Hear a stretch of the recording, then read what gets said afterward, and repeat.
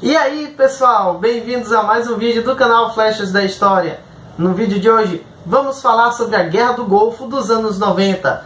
Vamos descobrir mais sobre este importante evento histórico que marcou as relações entre o Oriente Médio e o Ocidente nos anos 90.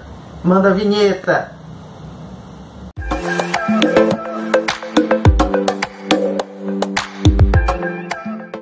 O Golfo Pérsico é um canal oceânico de 241 mil quilômetros que separa a Península Arábica e o Irã.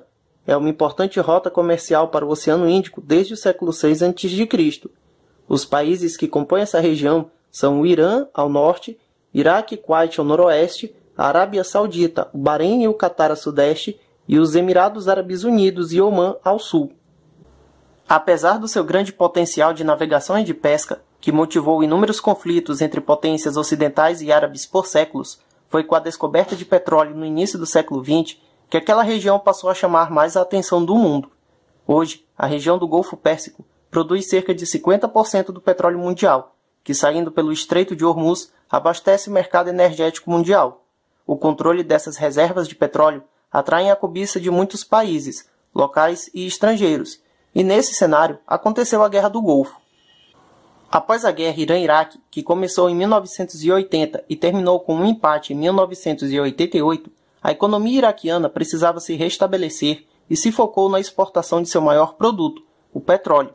Porém, o preço do barril, que no ano de 89 estava por $21, caiu para $11. Somado a isso, Kuwait e Arábia Saudita começaram a cobrar os empréstimos milionários que haviam dado ao Iraque durante a guerra.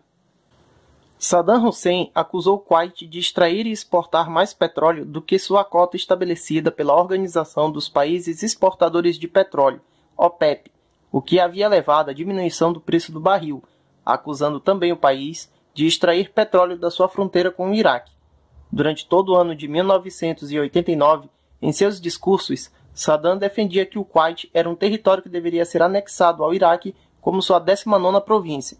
No dia 2 de agosto de 1990, o Iraque atacou o Kuwait com mais de 1 milhão de soldados e mais de 4 mil tanques de guerra, enfrentando a resistência de cerca de 16 mil soldados kuwaitianos, levando a uma vitória completa após 12 horas de luta. A família real do Kuwait e os militares restantes se refugiaram na Arábia Saudita. O Conselho de Segurança da ONU se pronunciou imediatamente condenando a invasão, impondo bloqueios navais e embargos comerciais ao Iraque, exigindo a retirada das tropas de Saddam. Tropas americanas desembarcaram na Arábia Saudita na chamada Operação Escudo do Deserto, para impedir uma invasão ao país, enquanto o governo de Bagdá fazia exigências de territórios para retirar suas tropas, sendo todas recusadas por estarem exigindo as maiores reservas de petróleo do Kuwait. No dia 29 de novembro de 1990, o Conselho de Segurança da ONU, através da Resolução 678, estabeleceu que as forças iraquianas deveriam abandonar o Kuwait até o dia 15 de janeiro de 91. A recusa do Iraque levou ao início do ataque de uma coalizão internacional da ONU, composta de 34 países, com mais de 950 mil soldados liderados pelos Estados Unidos e Inglaterra, que iniciaram as operações de ataque em 17 de janeiro de 91. A chamada Operação Tempestade no Deserto foi uma ofensiva aérea da coalizão contra postos militares e de comando no Iraque e no Kuwait ocupado, que durou 42 dias. As emissoras de televisão, tais como a CNN, faziam transmissões ao vivo dos bombardeios e ataques, realizavam entrevistas e faziam um acompanhamento quase sempre ao vivo das operações, dando grande destaque para o conflito. Durante os ataques aéreos, no dia 29 de janeiro, tropas iraquianas invadiram a Arábia Saudita por terra, sendo repelidas e expulsas do país logo em seguida.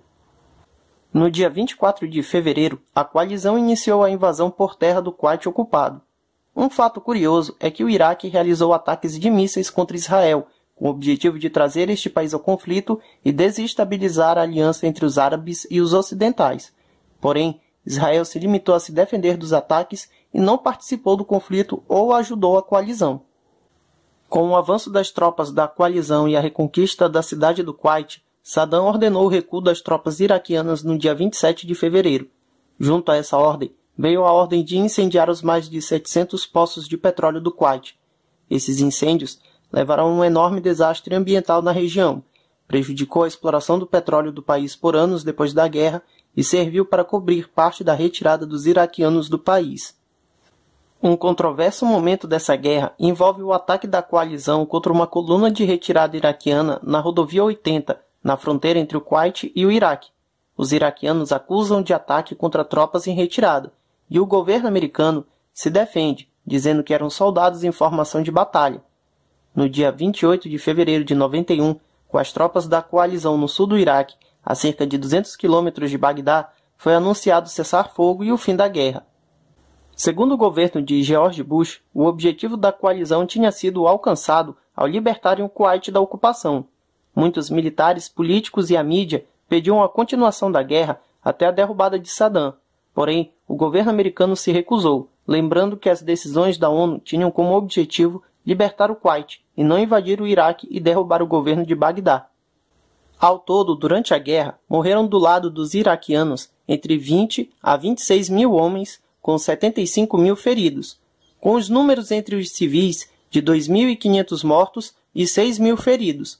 Do lado da coalizão aliada, houveram entre 350 a 700 mortos e 800 a 1.000 feridos entre os militares, e o número de civis mortos chega a 1.000. Pessoal, este foi nosso vídeo de hoje sobre a Guerra do Golfo dos anos 90. Sem dúvidas, este foi um terrível conflito que marcou o final do século XX. Se você gostou do vídeo, já sabe, deixe seu like, compartilhe com os seus amigos e se inscreva aqui no canal, ativando o sino de notificações para saber quando tiver vídeo novo. Forte abraço e até o próximo vídeo!